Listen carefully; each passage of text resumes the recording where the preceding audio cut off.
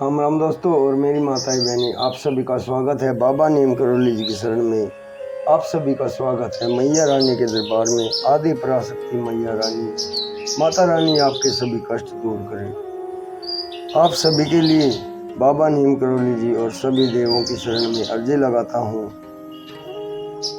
मेरे सर्वप्रथम पूज्य गणेश भगवान जी, मेरे श्री राम प्रभु, मेरी सीता मैया, मेरे हनुमान बजरंग बली, मेरे शिव शंकर महादेव, मेरी आदि पराशक्ति मानव दुर्गा, मेरे बाबा नीम करौली जी, हे मेरे प्रभु, आपका बेटा सतेंद्र आपकी शरण में अर्जी लगाता है।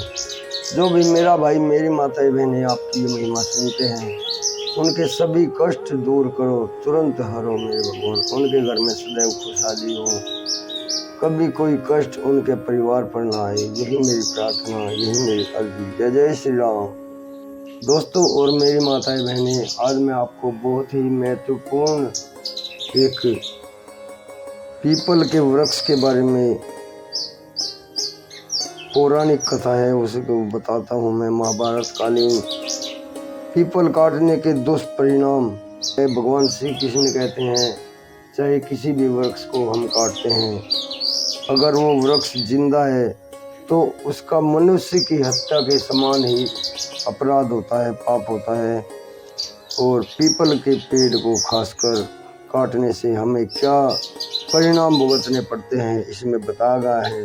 भगवान श्री कृष्ण ने पूरा सुने। भीष्म पितामह ने बाणों की सैया पर जो कष्ट भोगे, कृष्ण भगवान ने उन्हें ये कौन सा किस अपराध की सजा बताया। पेड़ों को काटना नहीं चाहिए। पेड़ों को काटने का अपराध भी मनुष्य की हत्या के समान ही होता है। पेड़ हमें जीवन प्रदान करते हैं। आज जितनी भी प्रदूषण व पर्यावरण समस्या पूरे विश्व में है, उन सभी का हमें फल भोगना पड़ेगा। हमें पेड़ काटने की जगह हमें जितना भी संभव हो वृक्ष लगाने चाहिए। पेड़ हमारे प्राणवायु प्रदान करते हैं, ऊर्जा देते हैं। महाभारत की एक कथा के अनुसार भीष्म पितामह ने अपनी मृत्यु के अंतिम क्षण सरसैया पर लेटकर बिताए थे। उल्लेखनीय है कि उन्हें इच्छा मृत्यु का वरदान था और वे सूर्य के उत्तरायण होने पर ही प्राण त्याग करना चाहते थे, जिसमें अभी देरी थी। उतने दिनों तक वे रणभूमि में इस सैया पर लेटे रहे। एक दिन उनसे मिलने के लिए भगवान श्री कृष्ण आए। भीष्म पितामह ने विनय भाव से उनसे पूछा कि हे प्रभु, मैंने तो पूरा जीवन सनातन मर्यादाओं का पालन करते हुए धर्माचरण से व्यतीत किया है, लेकिन मुझे यह कष्ट क्यों भोगना पड़ रहा है कि मैं इस सरसैया पर कष्ट पूर्वक लेटा हुआ हूँ। भगवान श्री कृष्ण ने कहा, हे पितामह, आपने एक समय पीपल के एक पत्ते को अपने बाण की नोक से बींध दिया था, जिसके फलस्वरूप आपको यह संताप भोगना पड़ रहा है। पीपल के पेड़ को बींधने मात्र से इतनी बड़ी सजा भीष्म पितामह को भोगनी पड़ी, तो वृक्ष को काटने की सजा क्या हो सकती है, यह आप अंदाजा लगा सकते हैं।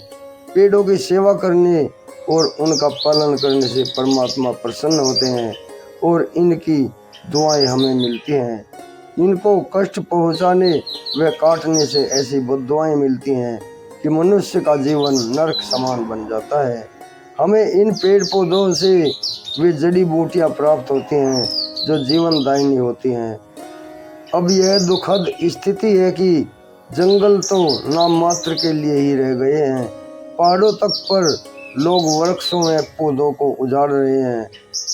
अज्ञान के अभाव में हम जड़ी बूटी की ओर औषधि गुणों वाले पौधों की पहचान नहीं कर पाते और उन्हें नष्ट कर देते हैं। हमारे ऋषि मुनियों के आश्रमों की भूमि में ऐसे विलक्षण पेड़ पौधे होते थे जो कि तत्क्षण प्रभाव करने वाले औषधीय गुणों वाले होते थे। आज की एजुकेशन इस तरह का ज्ञान नहीं देती। साथ ही यह भी बता देना चाहता हूँ कि विदेशों में वैज्ञानिकों ने इस ज्ञान को पकड़ लिया है।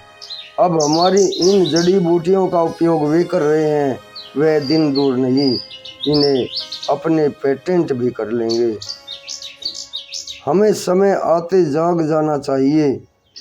जो हमारी आयुर्वेद की धरोहर है उसे दूसरे देश प्रयोग कर रहे हैं।